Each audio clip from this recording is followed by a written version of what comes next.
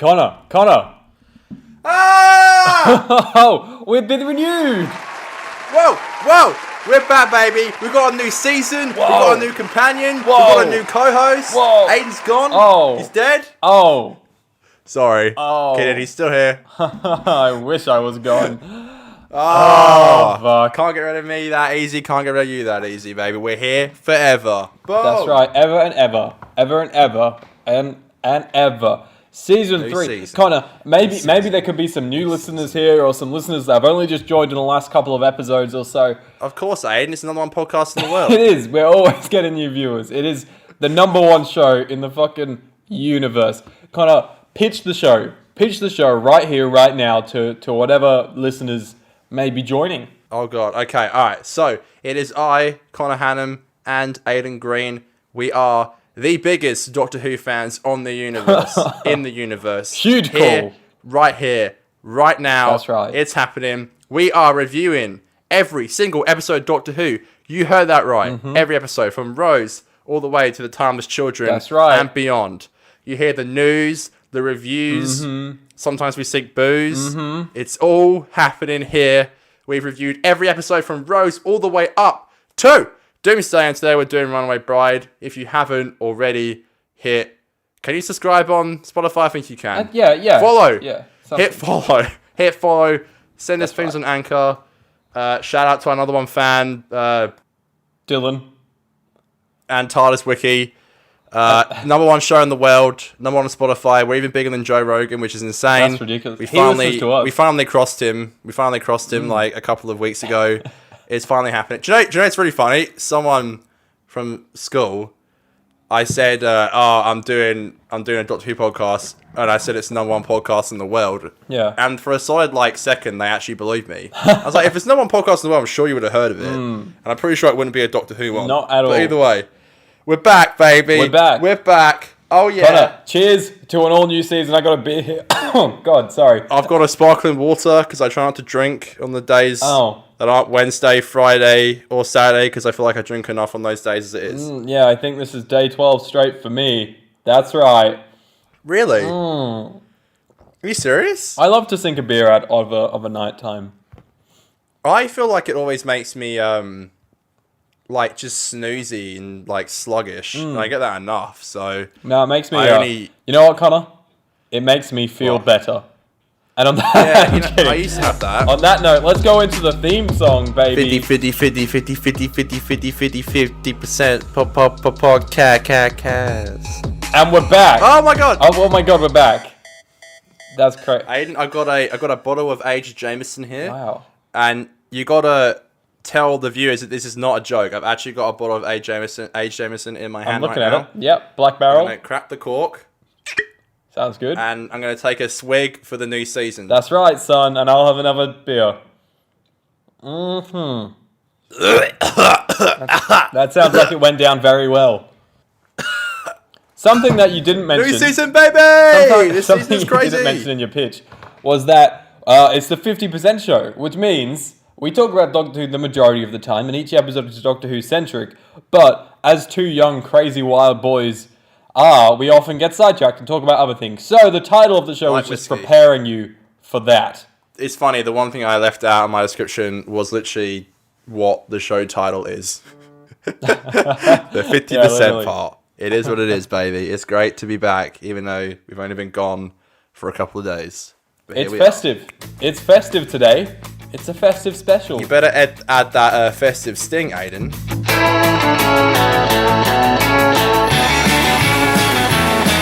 That's right, it's the festive episode. Whoa, once every 10 or 11 weeks, it's the festive one. Well, this is the last festive one until next year, I believe, if my math is correct. Yeah. But depending on Revolution, because we'll review that when that comes out, that could be That could be true. That could be the next one. That could be a Christmas special. It would most probably be a New Year's, because we know how much Chibi loves his New Year's specials. Yeah, I don't know. I think it could be either. It's weird they haven't announced it yet. Yeah, I'm sure we'll find out probably in November because I think that's sort of they'll hit when here's the the lineups trailer are. and then hit the release date. Yeah. Yeah. Anyways, so Connor, the Runaway Bride. That's God, yeah. season 3, episode 0, or episode X, or episode 1 if you really want to look at it that way. But we go with episode 0, don't we? We sure do. That's right.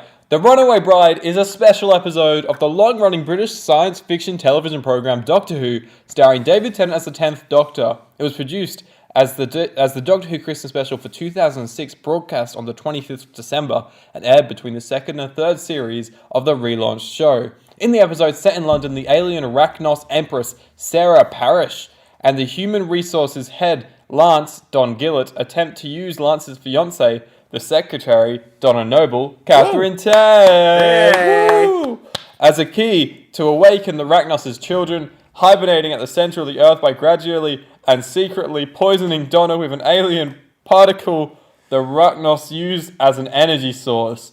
Wow. Wow. What a synopsis, right? Thanks, Wikipedia. It wasn't bad, actually. You just read it amazingly again. I am very proud of you. No, I always find the last sentence in fact, that whole paragraph is one sentence. The last sentence is always extremely wordy, and I think it's because they always seem to throw in a bunch of Doctor Who jargon. But yeah, that's fun. Yeah, that's fun. I actually read the synopsis on Stan, which is a streaming service in Australia, which I watched Doctor Who on, despite the fact that I have the Blu-rays. I'm just a lazy man. But the synopsis was so weird. It was like, after a tear-jerking final and Rose Tyler being gone, the Doctor finally does some shit, and it's like he finally meets Donna Noble, and she is not quiet, or some shit like that. It was like the dumbest synopsis. I'm like, bro, like it's not even like the official one. It was like some bloody intern at Stan probably wrote it after watching the episode. Doesn't know anything about it. It was like really funny, but I watched it last night. I leave these episodes so late to watch, but I look forward to them all week. Right. So when I finally do watch them, I feel like I want to make sure it's like a good time and I'm in a nice mood. And I had an absolute blast watching it. I fucking love this episode. I found the synopsis you were talking about. Yeah, go on. No sooner has the Doctor said I'll restart that. No sooner has the Doctor said a tear-stained farewell to Rose Tyler that he finds himself face to face with a woman in a big white wedding dress, and she's not in a very good mood. Yeah, that was it. I was like, what the fuck? I like never read them, and I was like, this is hilarious. Perfect. Connor. Yeah. Let's talk about it. What's your thoughts, feelings, emotions to the Runaway Bride? Okay. Alright. So this might just be probably the most nostalgic episode of Doctor Who for me. My most watched episode and one of my most loved. Hot damn! And I'll explain why. Because you know how you said last week about how your nanny would send over like DVDs and stuff for Doctor Who? Yeah. I would have a similar thing where my nanny would send over the DVDs as well, but they'd be the actual they weren't tapes, or the actual like volumes of the DVDs. They normally get about 4 or 5 volumes, and you could collect them all for the season. They had like 3 episodes in each. So my nanny would send them. But this one, because I missed the Christmas specials before Series 3 came out, my auntie was coming over to Australia with my uncle, and she brought it over. So I knew I was going to have the episode, so I had one episode to watch. And this is after I just moved from the UK, and we were in Australia. It was our first year in Australia. Obviously, like you said last week, Doctor Who would not hit the screens of Australia for months after it aired in the UK. And I wasn't tech savvy on the internet. I couldn't watch it anywhere, so I had to get it sent to me from England. So I got the episode, and I used to have these portable TVs that strapped to the back of my parents' chairs in the back of the car. There was like 2. Yeah, I had that as well. Yeah, it was sick, and like I remember for the entirety of the time that my auntie and uncle were there, they were here for at least 3 to 4 weeks. All we would watch was the episode on repeat. On repeat. And I don't know why, but we all just watched it. And I reckon the entire time they were there, we watched it them at least 10 to 15 times. I reckon I've seen this episode at least, maybe 2 dozen times, I'd say. So it's very nostalgic for me. It's always, this episode and Christmas Invasion has always been my favorite with Mum. It's always the one I rewatch with her. I even said to her it'd be nice if we rewatched it this time together, but we didn't get around to it. But yeah, I love this episode. I always have. I found it so enjoyable yesterday, and despite I said the whole way through season 2, so I know I'm talking a lot. I'll finish soon, but I know I said the whole way through season 2 I'd watched it so much that I just couldn't enjoy it. I had the complete opposite with this episode. I'd watched it so much throughout my life. It's probably my most watched episode. I would say it is my most watched episode, and I had so much fun with it. I think it's emotional.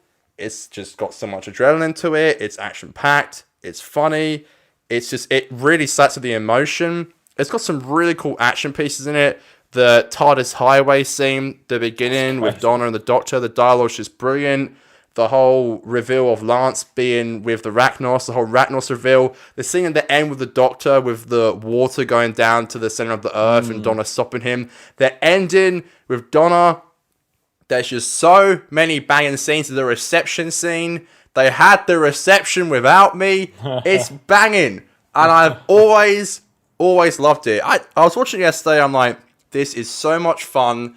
It's exactly what I love Doctor Who to be. It's kind of dumb. It's kind of silly. The whole center of the Earth thing. That's probably my major problem with it. I'm like, holy fuck, the whole of the Earth's existence kind of happens because of this. It's a little self-indulgent of the show to do that. Yeah, legit. So the whole of Earth is together because of Rachnos. That's a bit dumb. Apart from that, I just had so much fun with it. But I'm rattling on like an old woman, Aiden. Take it away. I can't wait to hear what you have to say about it. It's weird because, and I think I might have mentioned this to you in a previous episode or something, but this episode is one that I really didn't gravitate towards as a kid. I don't know why. It never really caught me in a weird way. And I remember watching it like a couple of years ago and just being like, oh my god, this is dope. And like, just sort of really finding a new love for it. I don't think it's perfect by any means. I don't think I love it as much as you do, on the whole at least. But what I will say is I really, really love the first 30 minutes. The first half hour is some of the most enjoyable Doctor Who, like, hands down. It's just so funny. The energy, everyone's energy, like the performances, they're so fun. And even the way it's shot, like, quite often I say, like, they shoot an episode differently, and it's because, you know, a lot of these first 4 seasons are quite, like, static and kind of not much of a sense of direction. But every now and then there's an episode where it, like, is shot a bit different and they do some funky things. And this episode was, like, the most high-energy episode that we've had. And the cinematography is, like, all these pans back and forth, and every shot's, like, a moving tracking shot. Especially after such, like, a low with the whole Rose thing. Yeah, for sure. And I think that's kind of the point. Like, totally. And even with the editing, everything's so snappy, and there's, like, a nice rhythm to the first 30 minutes. And I just kind of think the last 30 minutes, they were like, this can't just be about the Doctor flying on the highway saving Donna. We should probably put a bit of a plot in there. And the last 30 minutes, it just felt like a bit of a, I don't want to say a forced plot, but I just wasn't that interested. I kind of almost would rather like a much smaller scale plot that kind of was just the remnants of a plot, and there wasn't even much of a plot there. And It's just like 45 to 60 minutes of the Doctor and Donna just like just causing hell, like all this weird stuff happening. Obviously there has to be like a chain of events that would cause that stuff to happen. I just felt like this plot was like maybe not as engaging as sort of the fun goofiness of the first 30 minutes where the plot was sort of in the background. Okay. You feel that? Yeah, I get that. I do as well. I think I definitely feel like I'm being victim to a lot of nostalgia. I think once we hit, I kind of joked about today with you on Twitter about Moffat's writing. I think once we get to Moffat's era, I'm going to start to become quite a bit harsher. I think as we get on in the show, especially near the end, you'll be seeing quite a different Connor with ratings and the way I'm talking. We'll swap. We'll so swap. Yeah, we will. We literally will. I was literally thinking that the other day. I don't know, I just, again, when I chuck on episodes like this, I get a warm, fuzzy feeling. I just feel amazing. And and I love it. But again, I totally get where you're coming from. I do understand that.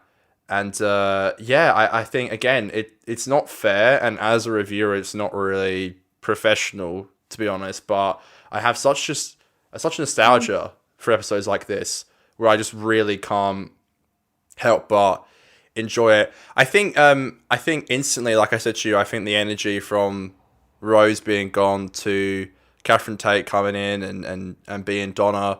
And by the way, I did, it's funny, I hadn't really noticed before. I know you said last week how they reshot this scene, because I read the cinematographer changed, so they had to reshoot the scene. It has different lighting.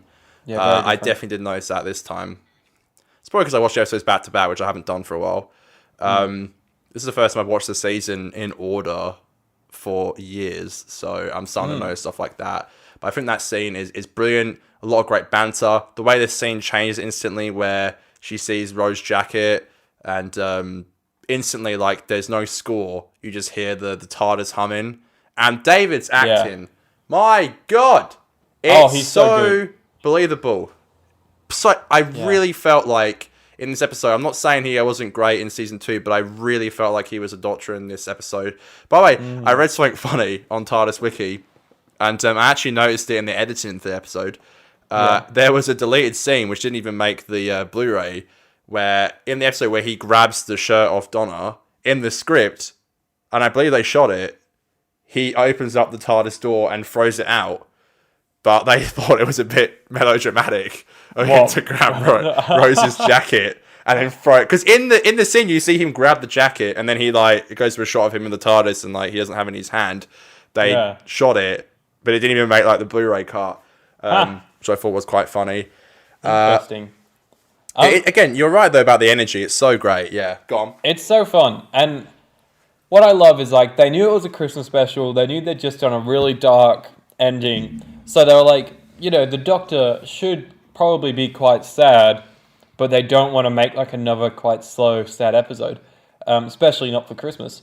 So what I loved was they kind of went into what Doctor Who's all about with escapism, and just like that, the Doctor swooped up into another adventure, but they kept it real and grounded in the fact that whenever there was sort of a rest and a beat in that adventure, the Doctor did start to reminisce, like we saw when we hear Love Don't Roam, that absolute banger. We love it. I have wandered, I have rambled. It's so good, man. I literally listened to it today. I was like, oh, my girl, my precious girl. What is this man to do? I don't know the words to this one, I'm afraid, but I do love it. It's not great. as good as Song for 10. Oh, that's today. Oh, amazing! So those are the only two. If you didn't know, everyone, they're the only. Lies. Excuse me, God, what's up? That's right, and I only know this. I remember a year ago figuring this out. I swear you said and this, then God. Today, a few days ago, sorry. Okay. I'll get onto this properly in a sec, but the score for The Runaway Bride is fucking amazing. So I've been listening to the Season 3 soundtrack, and upon the whole, it's fucking amazing. It's I love 1 and 2 soundtrack, but it's so much better than those, I think. Dr. Feather. But on that, there's a song on there called The Stowaway, and that's from Voyage of the Damned. I found myself a stowaway. Just before the meteors hit. Yeah. Okay, so there's 3 original songs. Yeah, there's also a Christmas Carol. The song for that. Oh yeah, true. Okay, yeah, true. Actually, yeah, so it's I not do often. love that reception scene. Is just hilarious. Of course, after the amazing, which by the way, I think for an episode that came out in 2007, I think 2007. 2006. Yeah. I think that 2006. I think the scene on the highway is fucking awesome. I love it. It's so good. I love it. I knew you would love it. It holds up really well. It does. I can rarely fault it. There was a few things I was like, okay, kind of noticeable, but apart from that, it was pretty damn realistic.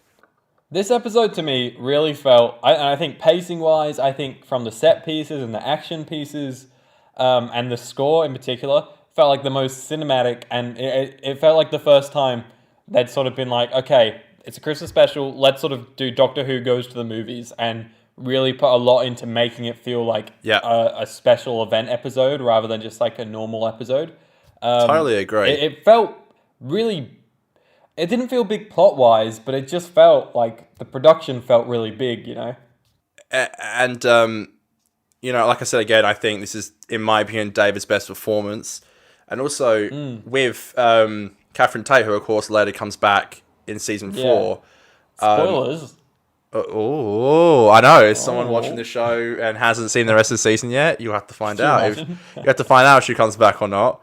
But I do love how they took a huge risk. I think on paper, you'd be like, oh, Catherine Tate. Because I knew who Catherine Tate was briefly with because of the Catherine Tate show back in the UK. I used to watch it. And to be honest with you, when they first showed her at the end of Doomsday, I was like, oh, I don't know about this. Like, I was really kind of against it. I always have this vivid memory of after the episode finished, we went home from my family friend's house and I saw my sister writing an email to her friend. It's how we used to have to contact our friends back in the day, kids. Emails. And Alicia had used this, like, it was like probably 65 font. It was that big that when I walked past the computer room, I could see she'd written in big letters, I hate her, exclamation mark, exclamation mark, exclamation mark, to send to her friend because they talk to each other about Doctor Who each week. And I went and complained to my mum. I was like, it's not fair she's saying this. We don't know what she's like yet. She might be really good, but deep down I was like, I don't know about this. She's not Rose. But instantly, as a young lad, I loved her. And I feel like it was such a risk that really paid off because she could have been such an annoying character. Yeah. I think she could have been such an annoying character. I agree. And I always think it's props to the writing and the actor when they can take a character which on paper, if it was written badly and if it was performed badly, you'd be really turned off by it. And I think it was a huge risk since Rose just left and Rose is very lovey-dovey and caring about the Doctor to this woman who's instantly like screaming at the Doctor and blaming him for kidnapping her. And all right, I think it's played... Man. Yeah, literally, Martian. And it's played off really well, but I think she has a really good turnaround when she starts to trust the Doctor. And the reception scene, I've always loved. Like, they've had the reception without me, and the Doctor's like, hello, I'm the Doctor. They had the reception without me. It's like, yes, I gathered. It's so I can see that. funny, and I love it. Oh, so what do you think about the it's the last and second appearance of the kind of like wasted and kind of see that they came back, but the pilot fish. Yeah, I don't know. I guess it was just like cheap to use the same costumes. We again. have the costumes, so I love that Russell like sat down and he was like, right, last Christmas we did the spinning Christmas tree. What can we do this year to up that? Explosive baubles. And genius. Like, it's so funny and it's so Russell. Yes. And yeah, that's hilarious and so well. And yeah, you're so right. I appreciate that. I think that's one of the best things in the episode, the reception scene. One, like you said, the performances are great, and there's some great content in the scene. But it just like it was one of those moments where it just felt so perfectly paced to just spend some time here chatting with the characters. Yeah. Totally agree. Yeah, it's cool to see Donna's dad. Yeah, the only appearance. Yeah. Yeah, well, it's a little sad.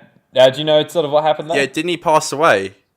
Yeah, so they shot. I don't know if they shot all of his scenes, but they had a few scenes shot. Yeah, they shot most. All I know is that on the season 4 DVD there is scenes where he was doing Wilf's part. Oh shit! And you can watch them on the DVD, and it's quite nice. I do. Just because they made Wilf a different character, and as a character, I think Will's so much more funner. So I am glad that they did bring Wilf in. It's just a shame that, the circumstances of it all. Yeah, and they do explain. I think it's in season 4. Yeah, they explain why Wilf isn't there. He had like food poisoning or something. Yeah. because people were like, "Oh, well, where was Wilf at the wedding?" And also, for a long time, I didn't understand. I thought Wilf was just playing. I thought that was her granddad for so long. I didn't hear her say like dad in the episode. I just thought it was Wilf. But yeah, that is sad. But yeah, we get to see her dad. We get to see Sylvia, Donna's mum. Yeah, she's great. Also, I fucking love Neris. Neris, your best friend. Who's Neris? Who the hell is Neris? Your best friend. And you see Neris later on. It's like, it was all paid for. Why not? Thank you, Neris. Everyone has someone in their life who's a Neris. Who you're like, and Neris comes back at the end in End of Time Part 2. She's like in a brief scene with at Donna's wedding, which I love. Little characters like that. It's so funny. That's funny as. Yeah. Did you like the scene where the Bulbuls attacked? Then you think it was? You think the Doctor at the sound system a bit cheesy, Dude, but it's I fun. love that shit. I seriously, whenever the weirdest, dumbest shit like that in Doctor Who happens, it is like my favorite part of the show. What is it? Oh, I think it's not aged as well with me, but I remember the first time in Ascension of the Cybermen and I saw the cyber drones flying Cybermen heads. You could not stop. I could not stop laughing. I loved it, and I know you were kind of laughing in like a oh fuck way, but I was laughing in like a fuck yeah, Doctor Who. Also, it was kind of like that because I was like, oh god, it's Doctor Who. They can do the dumbest, weirdest shit, and it is so dumb. But I just love when they do dumb, weird shit like that. It's funny as. It is funny. Okay, they made a practical Rachnos. How amazing does that look? Incredible. I literally thought that yesterday when I watched it. I was like, damn, that looks fucking good. That would not happen in 2020, put it that way. That'd be a big CGI mess. And I think it's really cool as well. Like, there's an actor, like, in it. Like, like, in the actual... And, like, I famously have an arachnophobia. So, I didn't... It's funny, like, I never really found it that scary. More because the things that make me scared about spiders is the actual, like, the face of spiders, mostly. So, obviously, it wasn't really, like, a face of a spider. It reminded me, again, of those creatures we saw in Season 12. Which I thought was going to be Rachnos when it was in it. But I would have liked if they were, like a distant cousin species or something, you know? I really thought they were going to go for that. I think the actress who plays the Rachnos is really fucking good. It's, like, really a cool villain. It's, like, convincing. Yeah, Sarah Parrish is her name. Yeah, she was really good. I love Lance. I love the reveal of him going behind with the axe. And then they just start laughing. And they're like, you fucking suck, Donna. And it's quite emotional because, like, you can see her, like, her whole world just changed because, you know, the Doctor figures it out before her. And I think, so interesting. By the way, one thing I didn't get, so I never really understood how, like, Torchwood really connects the episode. That was a Torchwood, what? Yeah, that felt like they did it just for the sake of doing it, you know? Yeah, I thought that. It was a bit weird, wasn't it? Yeah. It was like... Yeah. It was like a Torchwood secret base, which, I didn't really connect to anything. I like how they call it the Battle of Canary Wharf, which is cool. Yeah, which nice which thing. gets referenced again at the end of the season when Jack mentions the Battle of Canary Wharf and he says, like, I looked on the list of the dead and Rose was on there. The whole Lance reveal is really cool. The scene where the Doctor and Donna go back in the TARDIS and Donna's just found out and they get to see the beginning of the universe. It's a very beautiful scene. The episode, it's not afraid to take time to have character moments, which I really do appreciate. That's probably the slowest moment of the episode, but I still do really like it. And when they both get showing up on the web, it gets played for comedy where because obviously Lance falls in and you're like, oh god, and then and it looks kind of dumb and cheesy, and if anything, it could be a bit dark for, like, kids. But then I feel like Doctor Who always does this. They always do, like, scenes where, like, afterwards the Doctor's like, nah, you're gonna swing, and then Catherine Tate flies and, like, she crashes. And you hear fucking bins and shit falling off screen, and then she's just flat on the floor, like, thanks for nothing. And I would say this, my favorite, maybe my favorite scene from the episode, which is kind of difficult to choose from because I love so many scenes. But I think this was the first time, not saying he's been bad because he's been amazing, but I think this was the first time where I was like, holy shit, David is the Doctor. The scene so good. where he like takes the balls and it all goes down to the center of the earth. It's actually quite distressing where like, the Ratnos is screaming like, my children, and the Doc just stands there like just stone faced, like, fuck it, I'm in so much pain. You could really feel the pain going through him, or everything that happened with Rose, and you could just feel it. It was so good. And then the scene with Donna when she's like, Doctor, you can stop now, and he just looks down. I'm like, I love it. And it really hit home. And Aiden, you can tell me this, because I know you're into this stuff. I believe I read somewhere that this was the first time Gallifrey had been mentioned by name. I think that's correct. Yeah, I think it is, because he talks about it heaps, but I don't think he said the name Gallifrey until now. I think I read that yesterday, which is very interesting. I think I read that somewhere as well, yeah. Gallifrey. And it's done pretty big, because, like, it's the classic scene. Gallifrey. I love it. Gallifrey. It's that sequence is great. Connects to Time Lord Victorious somehow, I think, because it's the darker side of the Doctor. So of course, they've got that weird Blu-ray box set coming out. Have you seen that? Where it's like I have, yeah. I might cop kind of just like all the episodes where the Doctor goes a little bit dark in. I think I might cop that, to be honest, Aiden. You know, I Really? love my dark. Probably not. I was gonna say you have all the ones you'd watch. There's some classics in there, but I don't think you'd watch them. Aiden, I'm in the mix of collecting 4 Hilltop Hoods instrumental vinyls that are only 1 in 1,000. I buy shit that is expensive, and I just want to frame and not let anyone touch, okay? I probably will end up buying this Time Lord Victorious Blu-ray. Knowing me, I probably will. Did you notice that this episode looked a lot better? Yeah, I did actually. It looked a lot cleaner. It felt like they'd gotten rid of that weird fairy tale foggy haze that was like very apparent in season 1. Yeah. And then season 2 toned back but was still there. And now it felt like I was actually finally looking at like clear footage. Which leads me into Australia's new favourite segment, Behind the Scenes.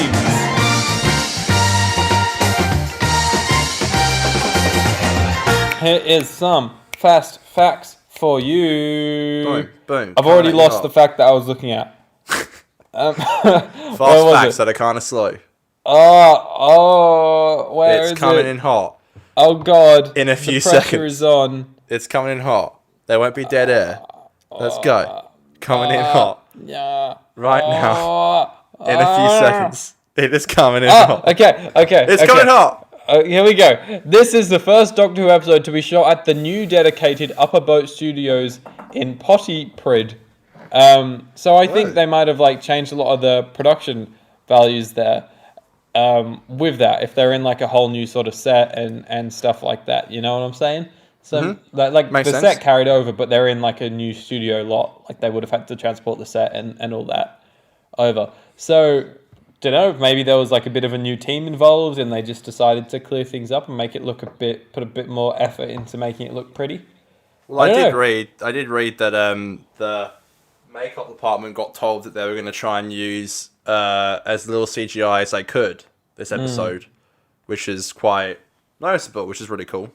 Yeah. Okay, some more fun facts for you. Here we go. This is what happens in this segment. We just spill out all the behind the scenes from the reliable source of Wikipedia. So this episode, Russell came up with the idea of, and originally it was going to be episode 2 of season I did 2. read this. Very interesting. But the man changed it to a festive special and put Tooth and Claw in there instead. Man changes his mind. Yes, that's right. Okay, so the Doctor Who logo in the opening credits has been slightly redesigned from the previous one, with more background detail and flair. Our good friend Daniel told us about that a few weeks ago. Yeah. Unfortunately, I didn't actually notice that when watching it. I was waiting for it because I knew it happened. I knew it would happen in season 3 or 4. But yeah, okay. So, for legal reasons, the production team made obviously fake banknotes for the scene where money comes flying out of the cash point. The £10 notes featured the Doctor's face and the phrases, "I promise to pay the what? The bearer on demand the sum of 10 satsumas and no second chances. I'm that sort of a man." Yes. Yes, there were also £20 notes featuring producer Phil Collinson. These had the phrase, "There's no point being grown up if you can't be a little childish," sometimes printed on them. That's the fourth Doctor quote, isn't it? Yeah, from Robot. Yeah, so that's fun. Due to Catherine Tate's extremely busy schedule, she was unable to be present for the script read-through. As a favour, her part was read by Sophia Miles, who played Madame de Pompadour in The Girl in the Fireplace. Although the episode was set during Christmas, filming took place in July, where temperatures reached 30 degrees Celsius in Cardiff during filming. Yeah, you can kind of tell scenes involving gunfire, explosions and a tank, as well as those on Oxford Street, were filmed on St Mary Street outside Howell's department store in Cardiff city centre. Cardiff Castle is visible behind the tank in some shots. That's funny. Classic London. Yeah. I actually have a cool fact as well. I read that... Well, it's not really cool or funny. It's not funny, actually. I'm not saying it is, but they got in trouble when they were shooting the reception scene because of the explosions and stuff. And there was a man who lived near the area who just got back from a war in Israel and was suffering from PTSD. Oh, no. And he thought that there was a war going on because all these fucking explosions were going off, and the BBC got in trouble and they had to, stop doing explosions in filming. It's crazy. Yeah, I read that on TARDIS Wiki. I was like, that's a fact I need to bring up. Wow. Yeah, not bad. That's crazy. Do you have any other fun facts? That's the end from me. I've got 2 Goose of the Week. If we can go into that. Of the week. Let's do it. Let's do it. Australia's favourite segment, everybody. Go for the week. You started your version of the sting too early. Australia's favourite segment, everybody. Go for the week.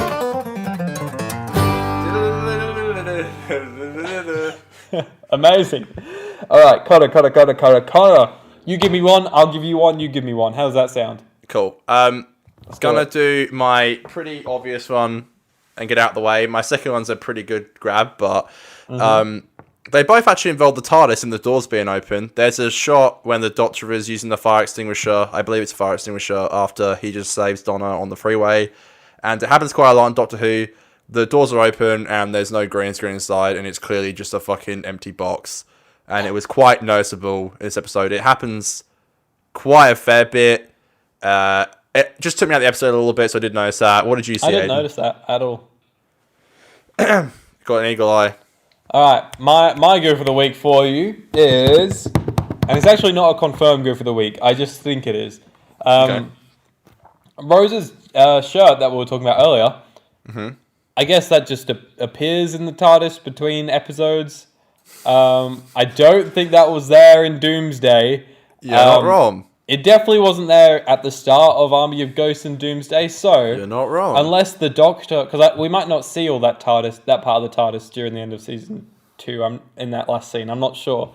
So, my other option is that perhaps when the Doctor was crying, he went and found Rose's jacket and had her cry into it and then put it on the side. And then Catherine Tate appears. That is my only solution. I love how you're trying to cover up for a production error, Aiden. I really do. I love it. Man, this kids show from 2006, it just needs my help, alright? You could write a big finish about that between the scenes of the Doctor crying and when Catherine Tate shows up. Yeah, crying into the jacket. The scene that I noticed was straight after the Big Bang scene, and the TARDIS lands a little bit further away from where the Ratnos is. And the Doctor and Donna run out.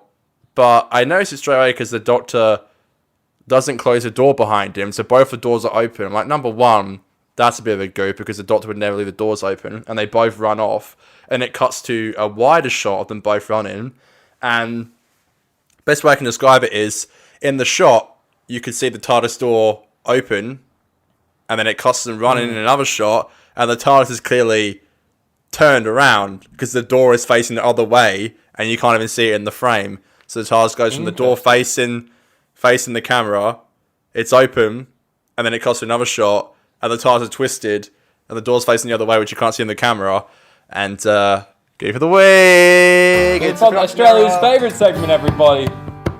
Oh, by the way, I did read one as well, which I didn't really notice at all, but apparently in the scene where Donna asks for a £10 note, she's wearing trainers, but they're just white trainers, and it's like, it's not anything different from what I've seen brides wear before, but apparently she would wear different shoes between scenes just to be more comfortable, and she'd got to take them off, but I didn't notice anything particularly goofy I about never it. caught on to that.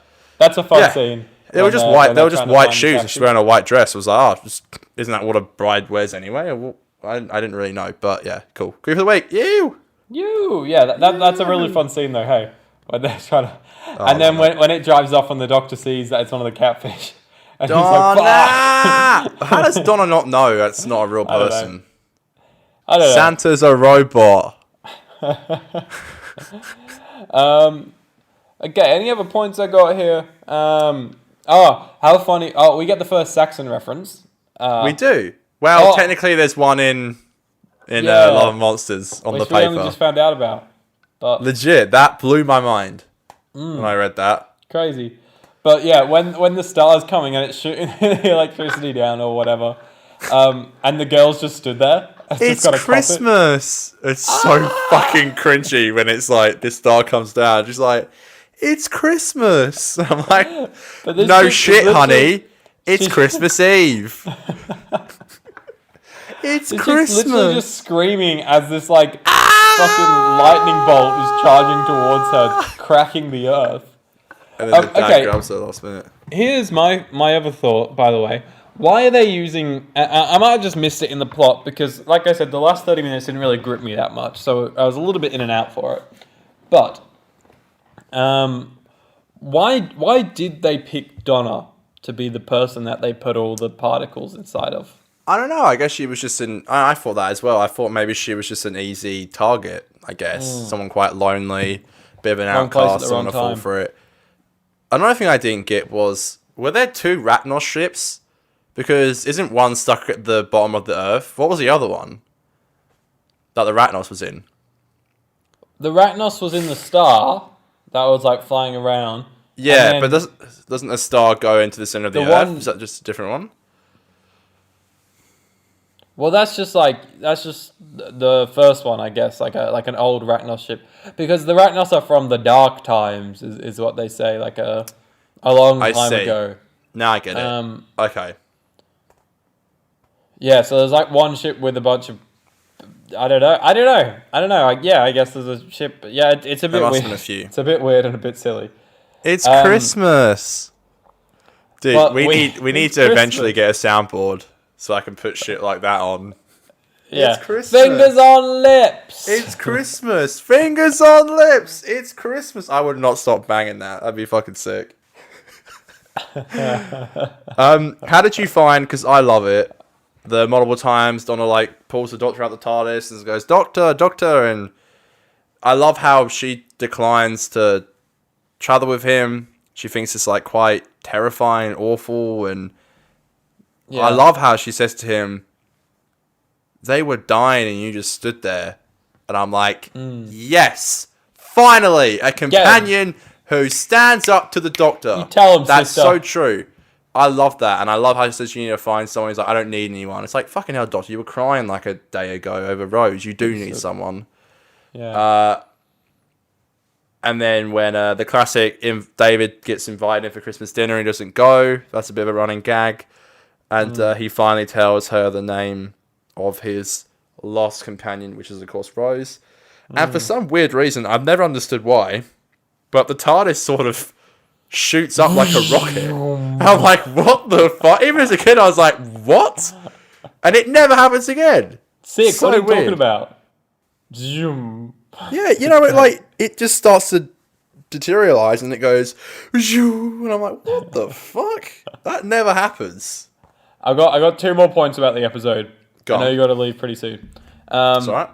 So, one, and I mentioned this before, but this is seriously like Murray's peak so far.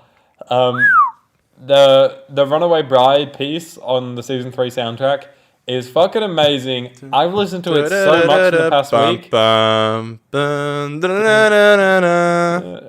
It's not even that part though. It's like got this crazy fun like dun dun dun dun dun dun dun dun dun dun dun dun. It's like so fun. Oh, it's so good. It's like fun. It's fun and it's kind of quirky. It's good. Listen to it. And I've then gone through and been listening to all the season 3 soundtrack, and I'm bopping so hard. There's a piece called The Carrionites Swarm, which I never thought would be good, considering it's from the Shakespeare Code, which is an episode that I never really liked as a young boy. I'm interested to rewatch that, quite frankly. Yeah, hearing that score, I was like, damn, yeah, go Murray. Like, oh yeah, very. Oh yeah, oh yeah. And my last point isn't really about the episode, but it is that coming soon trailer. That's my only memory of it, of watching this episode live. I don't remember the episode itself. I just remember the coming soon trailer, and I just remember hearing that doop doop doop doop doop doop, and then Dalek Sec, the lights come up around Dalek Sec, and that like as a kid I was like, ah. That Once again, the Dalek reveal is spoiled. Oh yeah, well. but like it is what it is. It's not like it's a big twist in the episode, is it? Because they come in pretty early, I think. I was about to ask you what you thought of that coming soon trailer. It is pretty sick. I think it's pretty cool. It is good. I'm interested to watch. I wanted to ask you as well, are you excited for season 3 then? Because I looked through the list yesterday and there's a few bangers. There's a few duds, there's a few bangers. I think it's my least watched Russell season. So me too, I'd say. That's got me hyped. And I think I reckon, I just got a feeling, I have no evidence and no reason why I believe this, but I feel like I'm going to come into it, I think I'm going to really like it, and I'm going to come out thinking it's a really underrated season. I can see that. I think I'm most excited for, and it's really cool because I think we're ending this year on it, I'm most excited for Family of Blood and Human Nature. I think that, again, is one of my most watched, most loved, nostalgic episodes. That and the final I'm really excited for. I'm very interested to see if I enjoy the Dalek State Manhattan and all that shit. And Evolution of the Daleks. I'm interested to see. It's our first women writer as well. So I'm interested to see if I enjoy that as much. There's a few duds like, Gridlock and Lazarus Experiment. 42 fucking sucks. Yeah. But I'm interested about, we've got the classic Blink, which I did watch a few months ago. I did actually break the rules a little bit and re-watch Blink. I think like 2 months ago. Yeah, I haven't ever done that, but I did with Blink. I do apologise, Zane. So I'm not as gassed to watch that, but I will re-watch it for the show. Yeah. But I love that episode, so it'll be fun. Yeah, I'm very, very, very excited to get into season 3 of you. Always a pleasure to be here, to be honest. So it is. It's a good fun time. We're off to a fun start. We're not being weighed down by a shitty segment, which we will never name. That segment is gone. It finished up at the end of season 2, and we shall never return to it unless we find a more fun way of doing it. I enjoyed doing it when we had other people asking the questions. That was fun.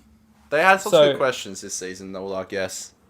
Maybe when we become even bigger than the biggest podcast in the world.